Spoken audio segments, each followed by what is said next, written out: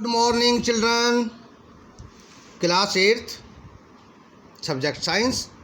तो जो आपका सेकंड चैप्टर प्रोसेस में है उसमें बात हो गई थी विनोइंग की, थ्रेसिंग की, स्टोरेज की।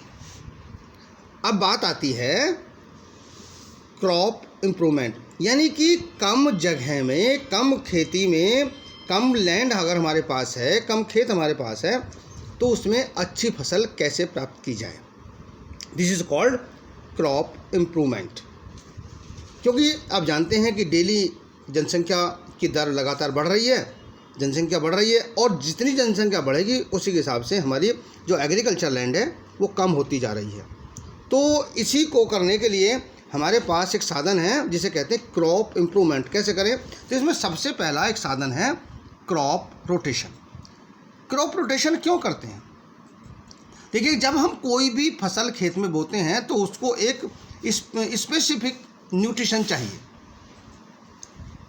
अब ज़मीन से वो उस न्यूट्रिशन को ले लेगा, ज़मीन में उस न्यूट्रिशन की कमी पड़ जाएगी। जब हम दूसरी फसल बोएंगे तो इस प्रकार की बोनी चाहिए कि उसमें उस न्यूट्रिशन की ज़रूरत ना हो। दूसरी फसल ऐसी सेलेक्ट करें जो कि पहले वाले न्यूट्रिशन जो कमी हो गए हैं पृथ्वी में, उसकी ज़रूरत दूसरे वाली फसल को ना हो। इसे कहते हैं क्रॉप रोटेशन। एग्जाम्पल के लिए ले सकते हैं, जैसे कि हम बोते हैं वीट या फिर बोते हैं हम धान, तो इस फसल के लिए नाइट्रोजन सबसे ज़्यादा की ज़रूरत है। तो नाइट्रोजन ज़मीन में कम हो जाएगी। तो दूसरी फसल अगर हम ऐसी बोएं, जैसे कि ल्यूग्यूमिनस प्लांट्स हैं जिनमें कि जड़ों में नूडल्स होती हैं और उनमें नाइट्रोजन फिक्सेसिंग बैक्टीरिया होते हैं, इससे क्या होगा कि जो एटमॉस्फेयर नाइट्रोजन को फिक्स करके वो ज़मीन में नाइट्रोजन की कमी को दोबारा पूरी कर देंगे। This is called crop rotation. दूसरी आती है मिक्स्ड क्रॉपिंग, यानी कि कम खेती में एक नहीं, एक के साथ एक और फसल या दो फसल हम ले सकते हैं। इसे कहते हैं मिक्स्ड क्रॉपिंग। जैसे कि अब हम लोग बोते हैं पैडी के साथ कोई भी आप दूसरी फसल यूज़ नहीं कर सकते। लेकिन अगर हम शुगर केन बोएं और उसके अंदर हम उड़द की बीज डाल दें, तो क्या होगा कि गन्ना तो ऊपर चला जाएगा और जो उड़द की बेल है वो नीचे नीचे फैलेगी। उसके हम समय आने पर उसकी फली अलग कर लेंगे, तोड़ लेंगे। जो उसका वेस्ट बचेगा वो गन्ने के लिए मैन्योर का काम करेगा, खाद का काम करेगा। इससे क्या होगा कि हम दो फसल एक साथ ले सकते हैं। ये क्या है कि एक फसल दूसरी फसल को फ़ायदा पहुंचाती है। इसे कहते हैं हम मिक्स्ड क्रॉपिंग। अब बात आती है नाइट्रोजन साइकिल की। नीचे आप डायग्राम देख रहे होंगे नाइट्रोजन साइकिल की। ये अपने बिजली चमकती देखी होगी बच्चों।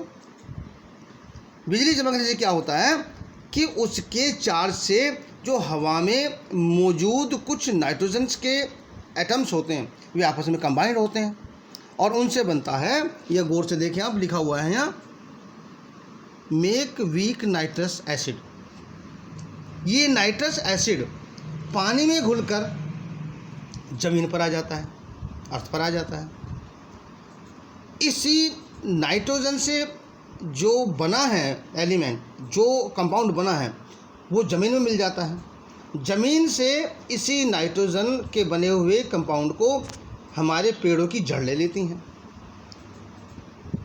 इस पेड़ से पैदा होने वाले जो प्रोडक्ट्स हैं उनको एनिमल्स खाएंगे या फिर हम खाते हैं। तो यही पदार्थ हमारे शरीर में पहुंच जाएंगे। कभी जब हमारी या हमारे पशुओं की मृत्यु होती है तो उसको कुछ बैक्टीरिया जो डीनाइट्रीफाइंग बैक्टीरिया हैं उसको अलग कर देंगे। फिर ये जो नाइट्रोजन बनेगी ये फिर एटमॉस्फेयर में फिर पहुंच जाएगी। तो सर्किल पूरा हुआ। यानी कि कहाँ से आई थी? एटमॉस्फेयर से आई थी। कहाँ पहुंच गई? एटमॉस्फेयर में। This is the cycle. आप अपने एक डायग्राम देख रहे होंगे नाइट्रोजन साइकिल। आप अपनी फिर नोटबुक में बहुत अच्छा एक नाइट्रोजन साइकिल का ऐसा चित्र बनाएंगे। और उसके बाद में आती है आपका फूड फ्रॉम एनिमल। देखिएगा, हम एनिमल से बहुत सारा फूड ले सकते हैं। एग्स, हनी, मीट, दूध, पनीर, ये सब कहाँ से मिलता है हमें? Animals. We obtain different kinds of the food item and many other product such as wool है, सिल्क है, ये एनिमल से हमें प्राप्त होते हैं। तो a branch of farming which is concerned with the planned rearing, यानी कि रियरिंग मीन्स पालना, पशुओं को पालना, उनकी फीडिंग कराना, उनको शेल्टर देना और उनकी देखभाल करना, और उनको ब्रीडिंग। ब्रीड मीन्स दो ऐसे स्पेसीज जिनसे कि हम एक नई स्पेसीज पैदा करें, यूजफुल स्पेसीज पैदा करें। जैसे कि कुछ स्पेसीज हो सकती हैं मिल्क यील्डिंग, यानी जो ज़्यादा दूध दें। अगर हमें मीट के लिए काम करना है तो ऐसे पशु पैदा करें जिनमें कि मीट ज़्यादा हो। तो ये दिस इज़ कॉल्ड ब्रीडिंग। तो ब्रीडिंग क्या है? It is done to obtain animal with desired characteristics, यानी कि उसमें हमारी इच्छा के अनुसार उसके अंदर स्पेशलिस्टी हो। फीडिंग, फीडिंग मीन्स उनको खाना खिलाना, अच्छा खाना खिलाएं, प्रॉपर खाना खिलाएं। वीडिंग, वीडिंग मीन्स जो पशु, जैसे कि खरपतवार खेत में होते हैं, ऐसी पशुओं में भी कुछ वीडिंग्स पाई जाती हैं, जैसे कि जो हमारे किसी काम के नहीं हैं, इसलिए उनको दूर करना। Heading, heading is the important aspect of animal husbandry. It means the proper care and management of animals.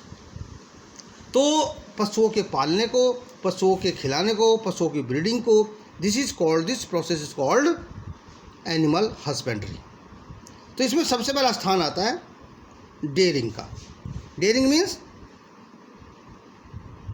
दूध प्राप्त करना। तो ऐसे पशु जो हमें दूध प्रोवाइड करते हैं, मिल्क प्रोवाइड करते हैं, these animals are called milk cattle. हमारे इंडिया में there are 2 to 7 million cattle, यानी 227 मिलियन कैटल हैं जो हमें दूध का काम करते हैं। तो ऐसे एनिमल जिनसे हमें दूध मिलता है, this is called milk animal. कुछ ऐसे एनिमल हैं जिनसे हमें वूल मिलेगी, मीट मिलेगा, और बहुत सारी चीज़ें, जैसे कि बकरी होती है, आपने गोट देखी होगी, बकरी की खल भी काम आती है। बकरी की जो वेस्ट होगा वो कंपोस्ट में काम आएगा। तो goat and sheep rearing, goats were reared as early 600 BC, यानी कि लगभग 6000 BC गाय के अलावा बकरी और भेड़ पाली जाती थी। ये क्यों पाली जाती हैं? God gives us milk, God gives us meat, God gives us skin, there is very use in domestic. उसके बाद में नंबर आता है पोल्ट्री। पोल्ट्री मीन्स ऐसे हम बर्ड्स पालें जो हमें अंडे और मीट दोनों दें। तो जैसे आप देख सकते हैं हैन, कॉक्स, ये क्या करेंगे? हमको मीट भी देंगे और अंडे भी देंगे। तो ऐसी फार्मिंग को हम कहते हैं पोल्ट्री। इनको खाने के लिए आप जानते हैं गेहूँ, मक्का, रागी, बाजरा और ऑयल केक्स प्रोवाइड की जाती हैं। To make of food depend on the yield of birds. किसको कितना खाना देना है ये उसके साइज और उसके यील्डिंग पर निर्भर करता है।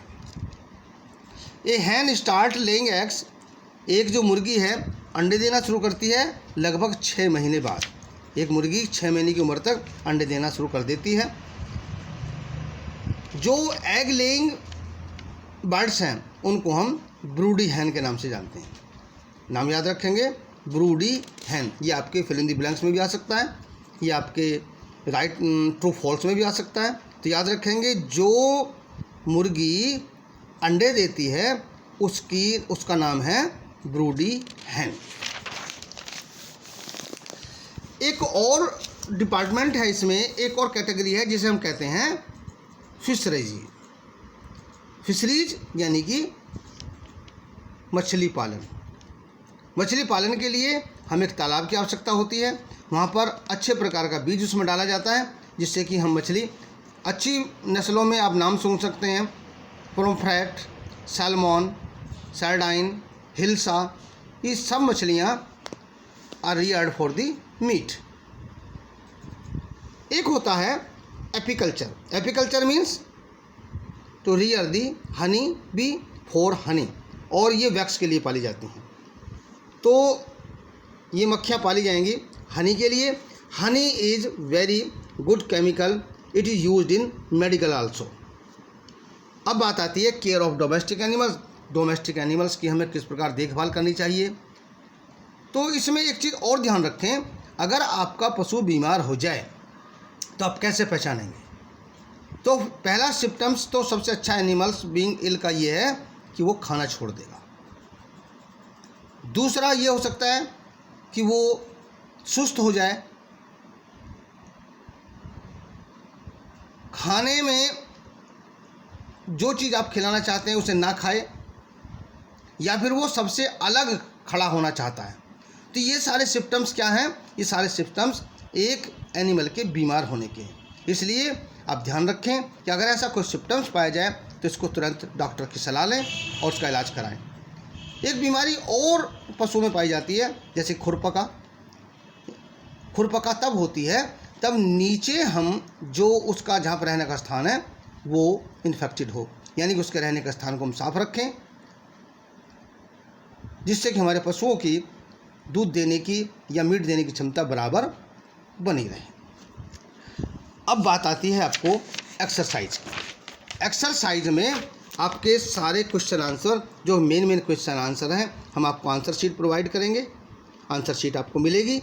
उसके बाद में फिल इन दी ब्लैंक्स हमने आपको कराए हैं, इसकी भी आंसर शीट आपके पास मिलेगी। उसके बाद में डिफरेंस बिटवीन जैसे कि एग्रीकल्चर एंड हॉर्टिकल्चर है, ये आपको मिलेगी।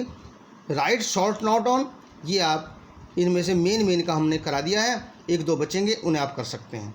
तो पूरी एक्सरसाइज आप अपनी फेयर कॉपी पे बहुत सुंदर लिखाई में करेंगे और नेक्स्ट वीडियो का इंतजार करेंगे।